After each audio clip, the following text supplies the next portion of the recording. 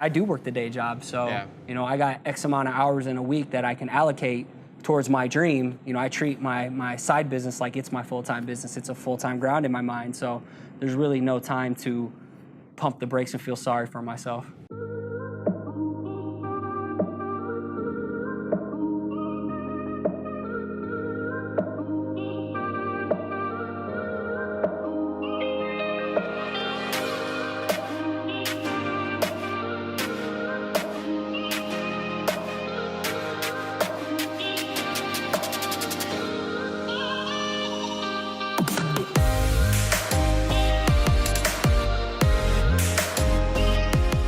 Hi, my name is Trevor Carlson, and I'm host of The Formula, where we break down and explore the elements of health, wealth, and happiness with guests from all over the world. And today, I have a good friend of mine here to discuss Imposter Syndrome.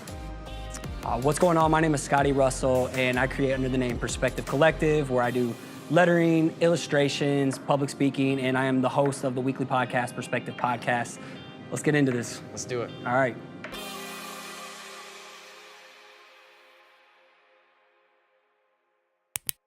This episode of the Formula Podcast is brought to you by Athletic Greens. Athletic Greens is a daily green supplement that comes in the mail. It's a subscription-based product where one scoop is your daily Athletic Greens. Now, if you know me, I've been drinking green shakes almost every day for the last couple years, and recently just got started on Athletic Greens. And it's pretty awesome because all you do is you take the scoop and you put it in your blender bottle or your shaker, and you have your daily advised greens right in one bottle of water. So I highly recommend checking out Athletic Greens. If you check out the show notes or head over to our website, The Formula Podcast, you can check out our sponsored products there. Now, our second product for the day that this episode is brought to you by is a product called Lady Boss. And Lady Boss is a women's supplement company that they have all kinds of products, right? And now I'm sure you're probably thinking, Trevor, you've never taken Lady Boss. It's a women's supplement company. You're right, I haven't, but I know a few people who have. I'm working on getting them on the show to share their experience taking this product, so they can give you their opinion and their experience taking Lady Boss. Now, if you'd like to check out Lady Boss or look at any of their products that they have, you can check out our show notes or head over to theformulapodcast.com and check out our sponsored products there. Now, back to the show. Scotty, thanks for being a guest on the show this week. And now we're here today to talk about Imposter Syndrome. What does Imposter Syndrome mean to you? All right. So for me, Imposter Syndrome is what I deal with all the time, and I'm learning that's just all a part of the daily grind, part of the process and the growth. So for me, Imposter Syndrome is when you don't feel qualified with what you're putting into the world, whether that's content or some type of video, entertainment, whatever it is you're trying to put in the world, but you don't feel like you're worthy enough, especially when you're wrapped up in comparison and seeing what other people are doing. Yeah. Is that kind of the feeling that you get when you're like, I could go work on editing my podcast, writing my blog, working on that piece of art, and you're like, I'm just gonna like watch Netflix or something like that, or you're like, it's not quite feeling it. Yeah, I feel it the most when I am creating work, especially if I'm doing client work at the time and you get lost mindlessly scrolling in your feeds and you just see other people just crushing it for massive corporations or people with the big bucks, and I'm just over here. Maybe it's just a mom and pop or something local, and some bigger names. But then other times it's definitely with the podcast. So when I see other massive people with massive names on the show getting thousands and thousands and thousands of downloads per episode, and that's when I kind of just feel like I'm in someone else's shadow. Mm-hmm. Yeah. So what are the causes of Imposter Syndrome? Maybe you can give me some examples of what you've seen, because on your show you talk a lot about it, right? Yeah, I'm pretty open. I am a fan of having conversations that most people don't want to have, the hard topics, and this is definitely one of them. This and the comparison trap, for sure. So, what causes it? Yeah. I think overthinking, especially as an artist, you're always your own worst art critic. And that is me ever since, I was young. I didn't even share that I drew until I was like 20 as a junior in college. I kept it to myself. I was a closet artist, because, I grew up getting bullied and picked on like you said you did too. So I didn't want to give more ammunition to someone to try and tear me down. So I kept it to myself. I just had a sketchbook with me all the time. And so, I kind of always grew up thinking that I wasn't good. And now it just kind of lives in the back of me. That little fourth grader got bullied still wants to tear me down. But, it's about doing things when they're not convenient. So if I want to chill and go watch some Netflix and kick it with my cats and my wife, I realize, can I swear on this? Yeah, you can swear. I realize shit's got to get done. So, and I do work the day job. So, I got X amount of hours in a week that I can allocate towards my dream. I treat my side business like it's my full-time business. It's a full-time grind in my mind. So there's really no time to pump the brakes and feel sorry for myself. Yeah. So basically what you're saying is because of some previous life experience or maybe comparing to other people that, they could be years along farther than you, right? Like comparing to other people's highlight reel maybe causes you to get some of that imposter syndrome where if they're, I definitely get it too, where you look at someone else, you're like, damn, they got how many downloads? Yep. I'm like, man, or how many followers they have, and you listen to some of the stuff they're talking about or what they're accomplishing, and you're like, man, I haven't done anything like that. Yeah, true. That's definitely it. So, I mean, for me, it's definitely feeling like you're in the shadow of what someone else is doing, and maybe they're already doing it better. Comparison trap is definitely something I want to talk even more about, because while we get so wrapped up in what we strive to be what someone else is doing, we lose sight of the people who would give anything to have what we've had. We lose sight of what we've accomplished in life. And, I'm big on, hoarding your victories, because you lose sight and, kind of beat yourself up, and one little mishap or one little setback, can bring you down. So like it's important to celebrate all those small wins, big or small. And for me, that looking back and seeing that you're making progress, that's huge in order to combat it, especially the imposter syndrome. And I feel like if you're feeling like an imposter, you're on the right track. Damn. So that's part of it. That's fuel. So that's almost like I always use the word like compass, like if you're going the right way or not. Internal compass, yeah. Yeah. So if you're feeling like an imposter, you're feeling like, maybe you don't belong or not quite good enough, that's kind of telling you that you're on the right track or you're doing something that you're supposed to be. Oh, definitely. Yeah. So we're talking a lot about the comparison trap. Tell me what the comparison trap is. It's when you get so wrapped up and paralyzed by what everyone else is doing that you lose sight of what you're doing. The things that you're capable of. You focus too much on things you can't control, like the outside world, instead of focusing what's in your circle of influence, like the 7 habits of highly effective people, 7 habits. Yeah. So, focusing on what you can control, what's in your circle of influence. And in the comparison trap was when you focus on those things outside of it.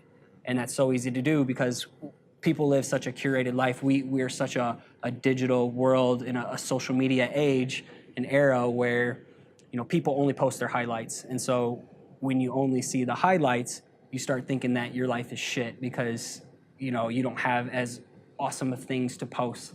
Like I see people traveling to these massive conferences and giving massively paid keynotes, or they get to do mural installations at big events, or they were crushing the biggest clients. And me, I'm just this little dude from Iowa, just small fish in a pond trying to make a name for myself.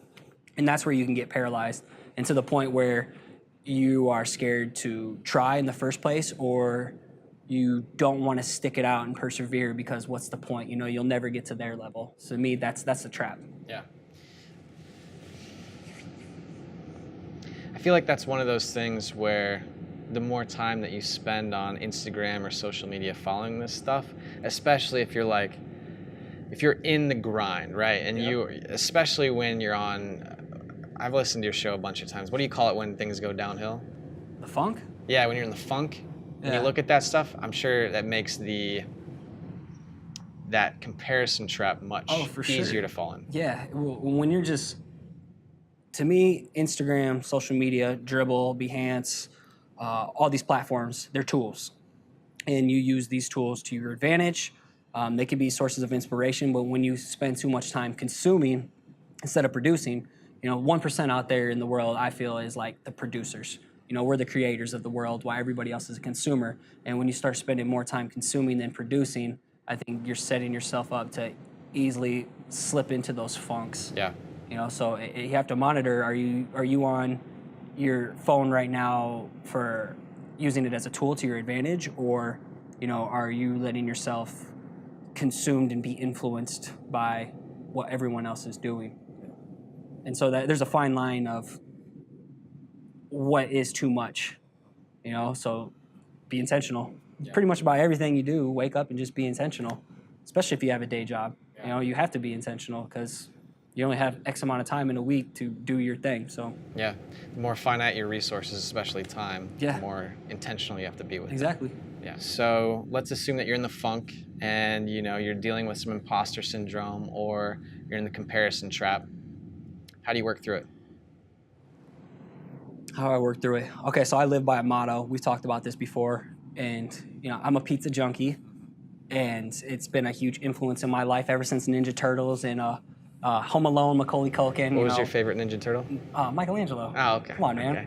I mean, I was gonna say if you said anything else, you had bad taste. But... Yeah. But and Macaulay Culkin, Home Alone, lovely cheese pizza just for me. But so I live by this motto because I grew up like people pleasing. Is you can't make everyone happy. You are not pizza. And I think that's when you fall victim to comparison trap. That's when fall victim to imposter syndrome, is when you're trying to please everyone. You want everyone to love you, love your work, love your product, your services, whatever it is that you put into this world. And so that is a daily reminder to myself. It's fun, it's easy, it speaks to me. I think we all need kind of those mottos in life, and that's what really resonates with me, lights a fire under my ass. Like, okay, get your shit together. You're spending time too much feeling sorry for yourself or worrying about what everyone else is doing. Like, go out there, put your own spin on things. Stop trying to, think how can you make your work look more like this person's when you can just be you. And the more you put yourself into your work, the more I think you begin to stand out and rise above the noise. So that's how I would combat it. Is that's the daily reminder, the motto. Yeah. I think we need that. We need something that can, snap us back into the moment. So if I asked you for 3 tactical steps, what would they be? To get out of the funk. Mm-hmm. 1, get off your damn phone. Go do something that makes you feel good about yourself. Like for me, it's the gym. That's my sanctuary because I grew up a little chunker, a little chunky kid, and got made fun of and picked on and bullied. So go break away, unplug, go get lost in something like to do hiking, play sports, shit, go knit and croquet if that lets you get in your zone, whatever. And 3, remind yourself why you enjoyed doing it in the first place. And usually that's like when you were a kid, you just drew for no reason. We didn't have social media growing up. So I was only creating work that my parents would like and hope it would get on the fridge, and it always did, So I just enjoyed it. I'd get lost in my room for hours just drawing aliens, Grim Reapers, and dragons, and drawing, that funky little S. Yeah. Yeah, man, I was really good at that fancy S. But remind yourself of why you got into it in the first place. Get off your phone and go find another outlet. I think those would be the 3 off the top of my head. Yeah, I think those are 3. I mean, personally, I can... It applies to every industry, not just the creative business world that I operate in. Yeah, I mean, I can second all of those because it's very easy to shit's going south. You pull out your phone, pull out Instagram, you start scrolling through, and you're like, oh man, this person just did this monstrous mural. I'm like, yeah, mural. Yeah. Mule. Mural. I mean, they could do a mule mural while They drinking could. a Moscow Mule. Oh wow. Yeah. They could. Yeah, we could turn this into something. Yeah, we could. Maybe a rap. I don't know. I gotta ask you then, how do you get out of your funk? It's 2 scenarios. 1 is if I wake up in a funk, and 2 is if I'm in a funk during the day. So if I wake up in a funk, it's ice cold shower.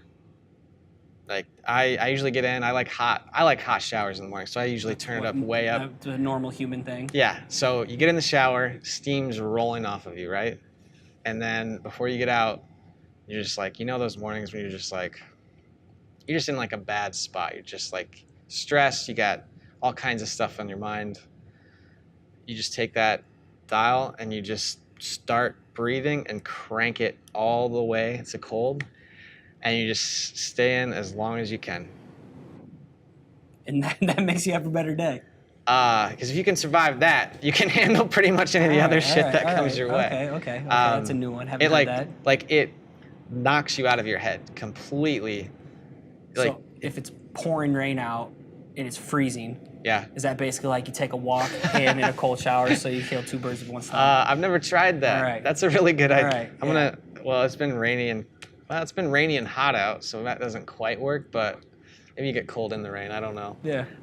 So yeah, cold showers in the morning, and then going for a walk. No phone, no company, or if it is company, it's just someone that's just going to listen. I typically don't want someone to be like giving me advice on what to do, or especially I don't want anybody criticizing me more at that point. It's just going to like make it worse. So either someone to listen or just go on a walk, and then I write it out.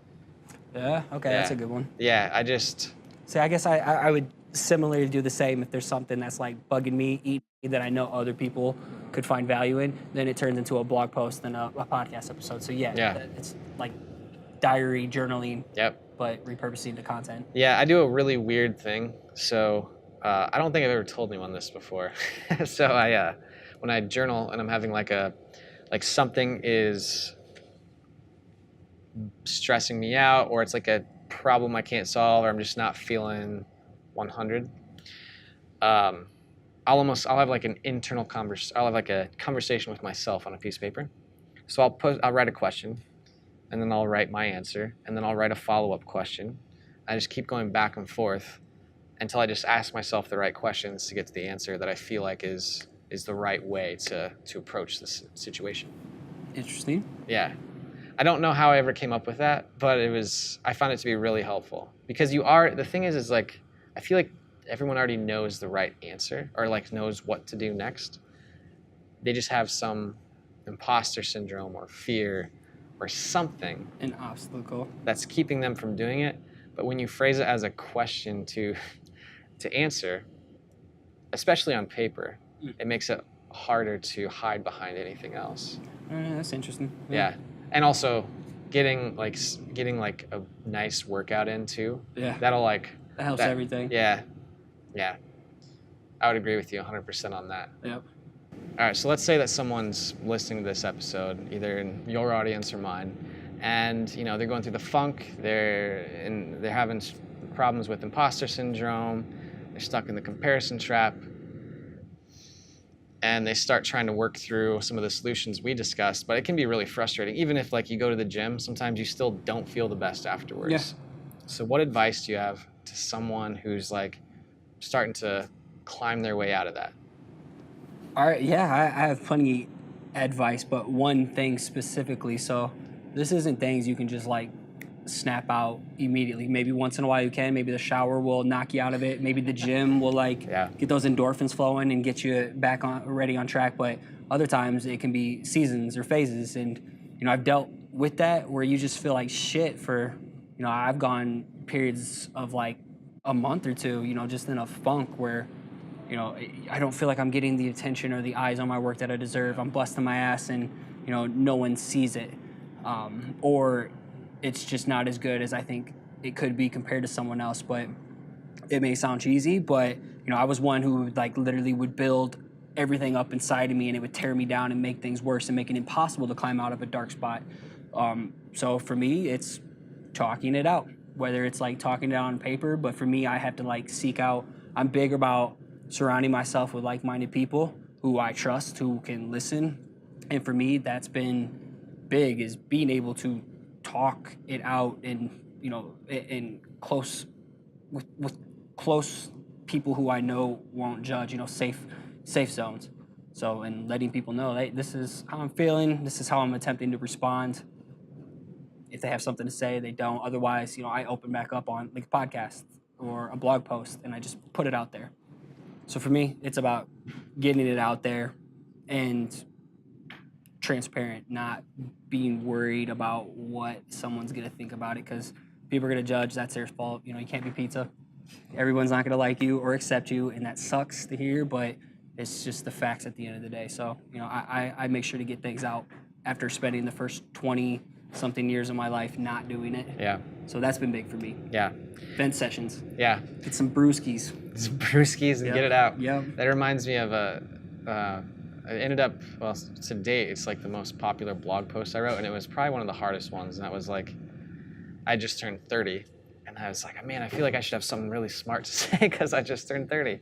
And I tried for like a month to write something, and I hated everything I wrote. I'm like, this just sounds like preachy BS, you know? So I was just like, all right, who would need this advice the most? And I was like, well, and who do I know the best? Like, well, my 18-year-old self was a complete train wreck, right? That's probably a little bit of an exaggeration, but you know, I could have used the advice then. So I wrote it to that person using very specific examples of things that happened, or like I think I wrote 30 pieces of advice for my 18-year-old self, and you know, I had over like 100 people shoot me DMs saying like, oh my God, like this just really hit home. Yeah. And I was like, I didn't even think it was good. Like I just wrote it to that person and I put it out there because it was something that I was like struggling with when I was 18. When I was 30, I had just some different perspectives on it. So I think that makes a lot of sense to share that message when you do struggle with it. I think everything I'm creating is literally to the person who was lost 5 years ago. That's like literally who I'm creating for, with the intention of who I'm trying to be in 10 years. You know, do something that my future self can be like, damn, dude, good shit, man. Yeah. Thank you for setting me up for this. So that's how I approach it. Yeah. So imposter syndrome, comparison trap, it's all part of the growth, man. Yeah. It's the grind, the climb. Absolutely. And it's like you say, every setback is an opportunity for a comeback. Yep. Well, Scotty, I really appreciate you taking the time to sit down and chat with me. If anybody wants to check out any of your stuff, or if you have any final words, go ahead, it's all you. All right, you can find me online at perspective-collective.com. You can find the podcast at perspectivepodcast.com, and Instagram, everything's going to be set up from there. So connect with me, follow my art, and get a fire lit under your ass every Wednesday at 5 a.m. Cool. All right, thanks, Scotty. All right, homie. Peace. Well, ladies and gentlemen, that is a wrap for this show. Thank you for tuning in. I'm your host, Trevor Carlson, and I appreciate you taking the time to stop by, and whether it's viewing our episodes or listening to our podcast or reading our blog posts, all of you guys really help keep this show going. So I much appreciate your time and attention, and hopefully we provided a little bit of value for you. Now, if you're interested and you think you might enjoy getting some blog posts, emails, other podcasts, guides, any of that sort of thing sent to your inbox every week, go ahead and head over to theformulapodcast.com and sign up for our email list today. That's a wrap for this week's show. Thanks again, everyone, for stopping by, and I look forward to you tuning in next time.